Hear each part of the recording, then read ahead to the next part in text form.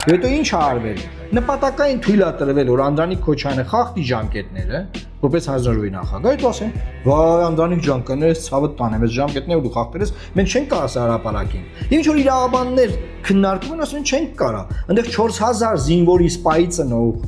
ամբողջ հայ ժողովուրդը չպետք է իմանա ինչ ա եղել իրականությունը։ Չպետք է իմանա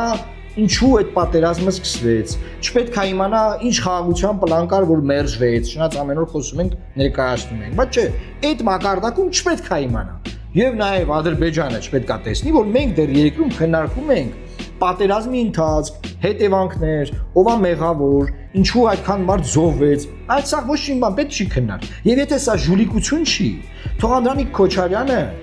ասուլիս հրավիրի, ինչ ունես գործնելու Անդրանիկ Քոչարյան։ Այդքան մարդ է զոհվել, վերցրեք քննել ես, ասուլիս հրավիրի պատմի մարդկանց, գոնե այն մասը, որ կարելի է պատմել եւ գաղտնի չի։ Բա մի հատ ասուլիս հրավիրի ասա, թե դեռ հույս ունես որ քեզ վեկալելու են, հա չեն վեկալելու քեզ չեն վերցնելու, կարիերան ավարտված է։ Սա մի պարլամենտում, որ մեծագույն ապօրինություններն են այս պարլամենտում արվել։ Նայեք, մեր սահմանադրությամբ, սահմանադրական օրենքներով սահմանված է, որ խորհրդարանում պետք է լինի ընդդիմադիր փոխխոսնակ։